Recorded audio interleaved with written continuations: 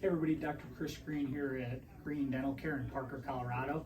I wanted to talk today about how to care for the surgical site after you have an implant placed. So that's the first step in the implant procedure. So in the previous video, we covered the steps of an implant process. Today we're covering how to care for that area. So this is a picture of a premolar that we replaced with a Neodent implant on a patient recently. Turned out really great. We're really happy with the result. And after the procedure, we're going to talk to the patient about how to care for the area.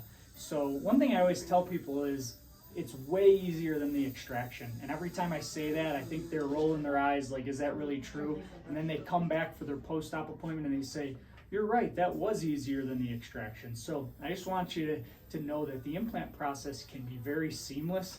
And although it is a surgical procedure, don't get too worked up about it. So you're going to have a couple stitches in the area. What we want you to do is be very careful in that area, not chew anything sharp like chips or pretzels. And you can rinse after the first day. You could rinse with warm salt water, several times a day to kind of keep the area clean and soothe it. Now, you're going to want to take the prescriptions as prescribed. Usually that's going to be an ibuprofen or Tylenol for the inflammation, coincided with an antibiotic, and typically we start the antibiotic a day before the procedure. Okay. Finally, soft foods are recommended, so you want a nutritious diet.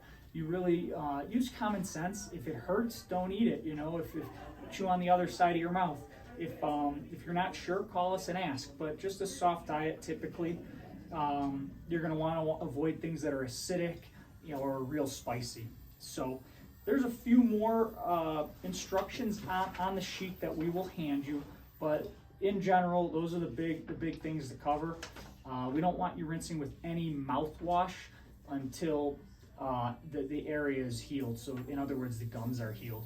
We often prescribe our patients something called chlorhexidine, which is a antimicrobial mouth rinse, and we will give you instructions on how to use that. So again, Dr. Green, Green Dental Care, thanks for listening.